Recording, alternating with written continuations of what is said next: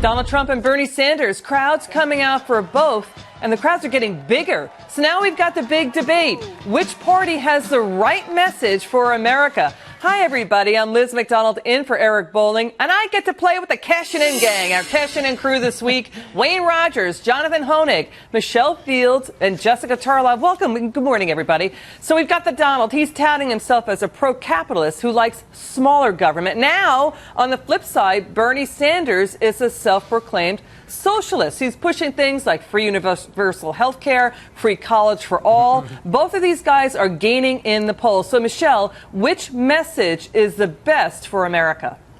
Well, look, they're both very popular. Trump is obviously leading in the polls with Republicans. But you see Bernie Sanders, he's jumped 20 points in the past month. But whose message is better for America? Of course, Trump's message is better for America. If you look at the economies of European democracies, that is the vision that Bernie Sanders has for America. He wants socialism. But that's not what America needs. It needs free markets. It needs lower taxes.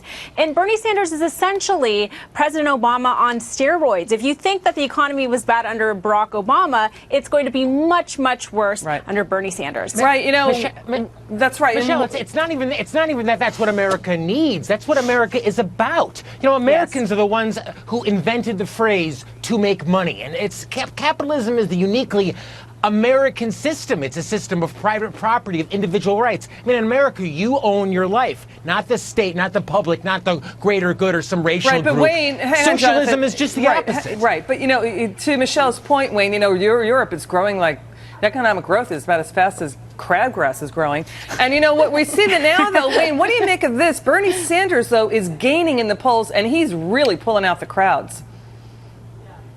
Well, I think people will always want a free lunch. I mean, Bernie Sanders is offering everybody a free lunch, and greedy people are going to want a free lunch. You know, as I said earlier on the show some time ago, in 1837, de Tocqueville, writing about America, says when the representatives of the people discover that they can bribe the people with their own money, it'll be the end of the republic. And that's exactly what Bernie Sanders is promising. Yes. And, you know, here's the thing, Jessica. You know, we've seen this experiment play out with big government in Detroit, in Chicago. And look what happened in Baltimore. Wow, they really raised taxes starting in the 60s in Baltimore, chased out the middle class, and there's economic collapse around in that area. There's no doubt that there are a lot of failed Democrat policies that we could talk about, especially, you know, vis-a-vis Baltimore and similar big urban metropoles across the country. But what I would say is, you know, we're talking about socialism versus capitalism. First of all, Bernie Sanders, he calls himself a Democrat capitalist, and he's also not in front here. Hillary is still 18 points up,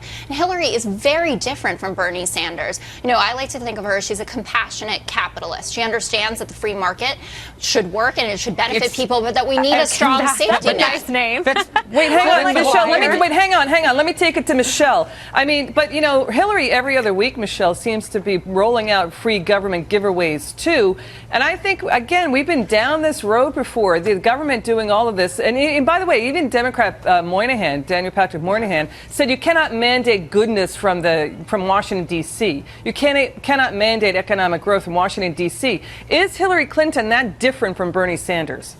I don't think so. I mean, they both want to increase the entitlement state. They want to create sort of an England-type economy here in America. You look at the European Union. They have almost a 10% unemployment rate. Those policies aren't working yet. Democrats constantly point to Europe as something that we should be modeled after, and it's ridiculous. We need to lower the regulatory. I'm sorry. What about the point that over 90% of Americans think that income inequality is a tremendously important issue, or that 60% believe that the government should play some role in? And I think that's why Bernie is doing well. Yes. That's why he's burning well, because he's not just providing free lunch, as Wayne said. He's providing free lunch, free health care, a completely free life. Wait, hang on a second. All right, wait. I want to take it to Jonathan. Jonathan, stay with me. Guess whose the platform for the party was this, going back to 1960? Lower taxes will bring in more federal revenues, will help out the economy, will help out jobs. Smaller government is good for the economy. We want to be about the entrepreneur to create jobs. That was a Democratic platform starting under JFK, going through 2004. The Democrats seem to be in an identity crisis starting in 2008, Jonathan.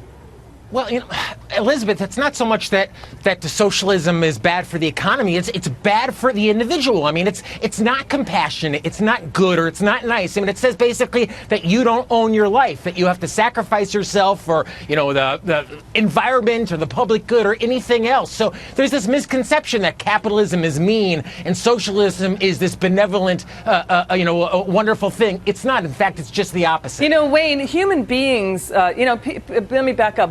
Some of the voters on the left think that the government can fix everything, that there's something magical about the government stepping in. They forget that the government is made of human beings, too, who makes mistakes. And now we want Trump. He wants to get the government out of things like education. But Bernie Sanders, he wants free college for all. Can we really afford that?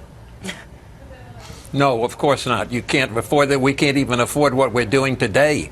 I mean, you see what student debt is. You see what colleges are charging. You can't even afford that. And come back to JFK. You will remember in his inaugural speech, he said, ask not what your country can do for you. Ask what you can do for your country. Yeah, that's right. And Jessica, now it's like ask what your government can do for you all the time. By the way, the day JFK was assassinated, Jessica, he was going to give a speech about cutting taxes. Yeah, I understand things. They definitely have changed, and I'm not saying that it's a perfect world. But what I'm encouraging people to do is to not be fooled by the simplicity of Republican tax plans that doesn't make them fair. Donald Trump and what he laid out, I believe it was in his book in 2011. We haven't heard from him since about this. Is a 15% tax rate on people who earn $1 million and over. There is a wide range of incomes coming in at over $1 million. Hang on, it would still stay progressive, Jonathan, under what Jessica's talking about. A flat tax. Yes, it would. Hang on, but Steve Forbes is talking about an earned income tax credit under his flat tax plan that would be progressive. We don't know if Trump would agree to that. Maybe he'll decide to get around to it. But Trump is talking to Steve Forbes about it. Go ahead, Jonathan. It just starts with that idea that your money is yours, that you earned it, that it's not government's to just pass out in what it thinks is the most efficient way. And that's why I disagree when you talk about the financial impacts of a big government. Yeah, that leads to economic distress. But it's really the moral idea. You own your life, you own your wages, and that's what these candidates should be fighting. Michelle, you're a student of political history. Are the Democrats in some kind of identity crisis? Have they forgotten that they were once the party of little government?